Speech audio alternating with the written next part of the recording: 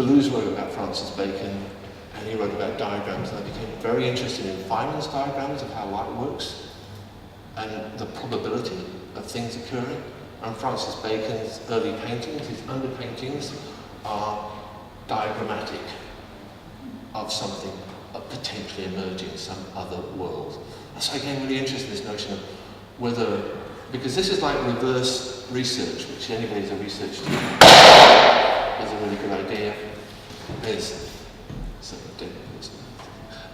That you go off on this thing of following this path, but then when you do the visuals, it starts to remind you of something. Whether that's good or bad is irrelevant to me, but it reminded me of Bacon. And when I look at Bacon, I find Deleuze's notion of the diagram, and I start to make these connections. So it's like practice-led as opposed to research-led in some ways.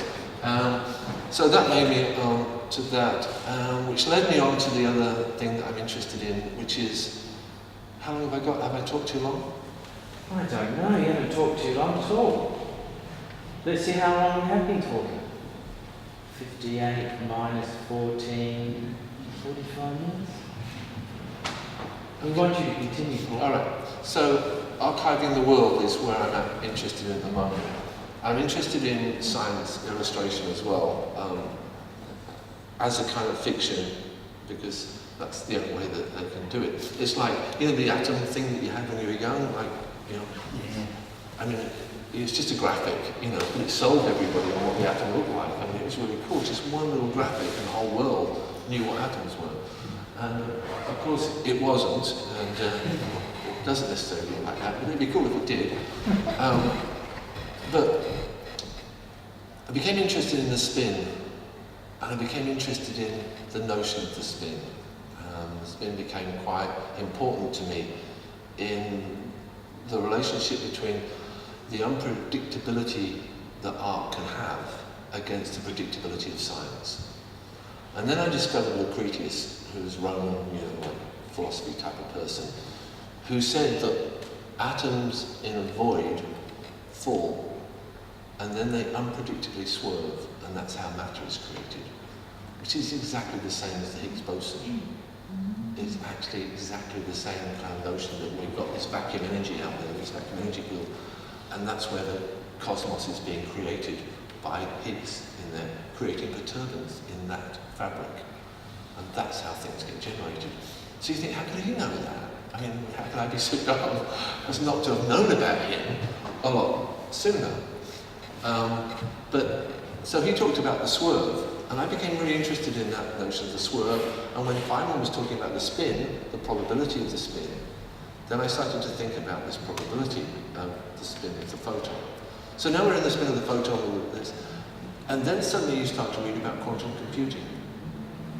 And you think, wow, quantum computing, that sounds fantastic.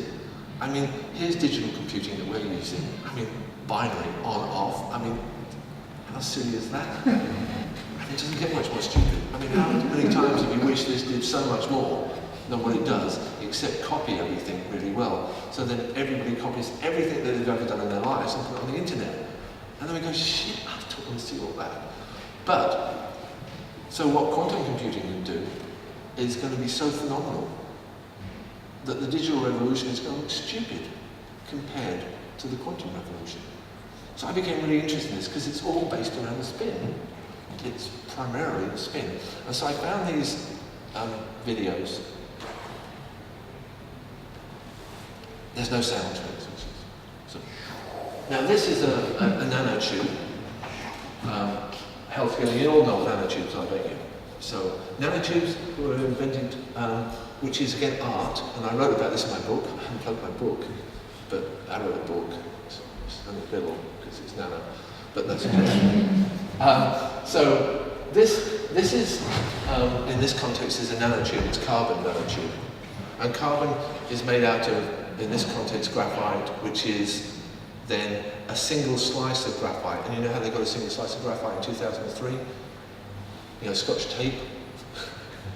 Oh, we've got a single sheet of graphene. And they called it graphene. And this became the nanotubes. Now, what they're doing in this is showing that this is like a conduit. And that when they put a carbon buckyball, and you know what a buckyball is, This sort of button is the full and named after. Well, they put a nitrogen atom inside that buckyball. And that buckyball then fits into that tube.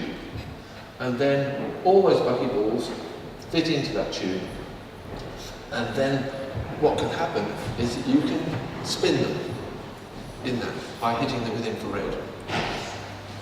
Now, I might be wrong about this, because there's only about 5 or 10 beginning to work solid-state quantum computer single chip, and they've got one at UNSW that they've done. So, no, anyway. But basically it works like on a superposition. And a superposition is something where you don't know where it is, but you know it's there because it comes back. And so what happens is these buckyballs with their nitrogen atoms in them can spin in zeros and ones, but you know how they're spinning in relationship to quadrants. So as I'll do a little bit of Neil Turok on you. So imagine that you're in a bubble now, and imagine that you've got 1 in front, and then infinity minus 1 at the back, and then the other way, and then you've got the I number, which is the imaginary number over the top and at the bottom. So all these things are like quadrants then. And so that means you've got this infinite number of quadrants that you can do, that the thing can spin to and come back. So therefore data can be processed in such a different way that people are imagining that this is going to shift. And so digital, human, quantum. It's going to be massive. And so this potential then to link them together, so that you've got this entanglement happening, means that they're going to be a few atoms are going to be able to process. Now, these atoms, which interest me, are made out of graphite, carbon. Remember the tip of the cantilever? Now think of my pencil when I'm drawing on a piece of paper. So I'm an artist, I'm drawing, but what am I actually communicating to the paper? If they can communicate to atoms, so I'm starting to draw parallels between that and what's actually there. So can you draw it out? So a photon that's coming from you now, that's everywhere in this room, because you know it is, that you're hitting, your image, your bit of you, is hitting this wall, it's being absorbed in the energy, so can we get it out? So is the material world archiving everything all the time? So why do we need archives? It's daft, we can just get rid of them because we can just suck it out in the materiality. Right? It seems feasible, but at 40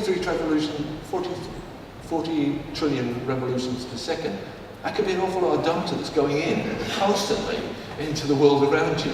And if you can deal with the spin of that information, then I think that's going to be pretty exciting. So you can see that where I'm going with this is like into this notion that the unpredictability, the significance of parallel universes, the potentiality and the probability that things could exist is something that art and physics really seem to work together.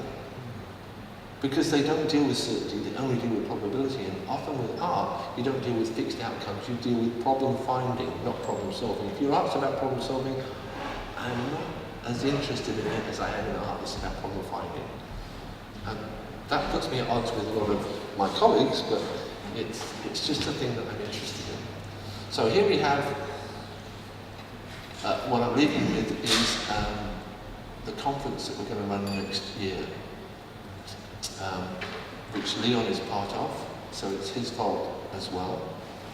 But we're running a conference in Istanbul, which I hope you all come to, because I think, although it might be dangerous, it's still cool.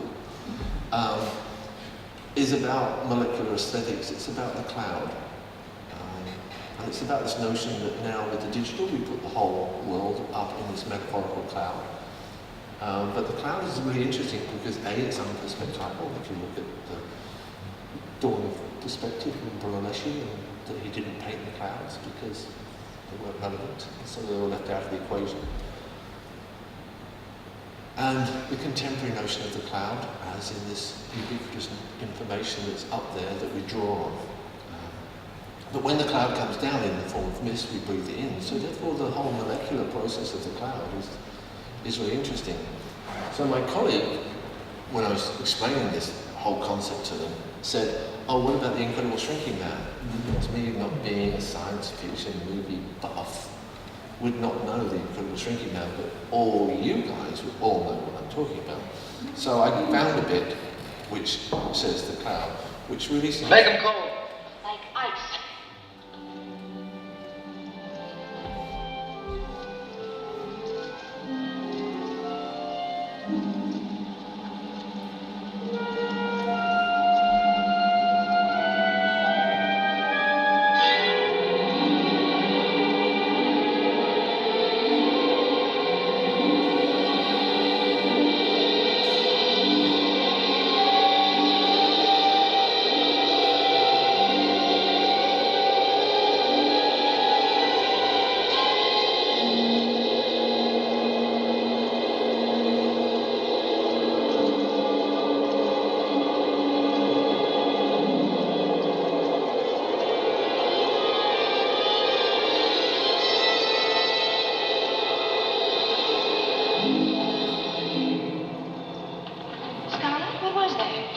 I don't know.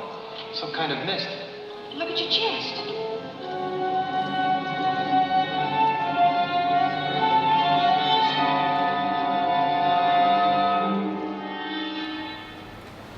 So, you can see the sort of molecular aesthetic all over his body. The guy who gave it to me, Gary Carsley, so you can't use this because he wants to use this in his paper. But I just thought that this was a kind of a really beautiful example of that, because at the end of the shrinking man you all know what happens. So it brings it back to that atomic level of trying to understand the world and rethinking, which brings us back to the Waldo about the ability to get to that sort of scale.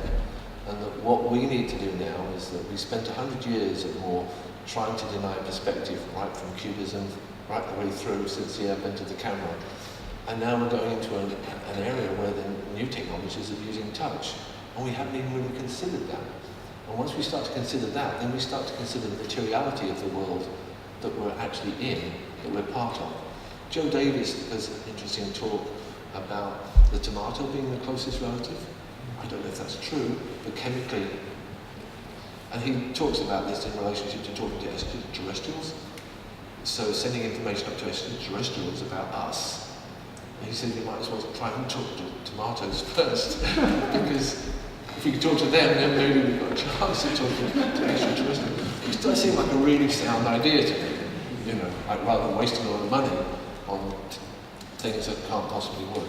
Anyway, so this conference will be in Istanbul in June, but it's really trying to carry on this sort of work of reshifting and refocusing our energies or our ideas about what our material world is, what art is, and how we can shift, which is, I think, what art has been trying to do, is shift our perception, shift our understanding.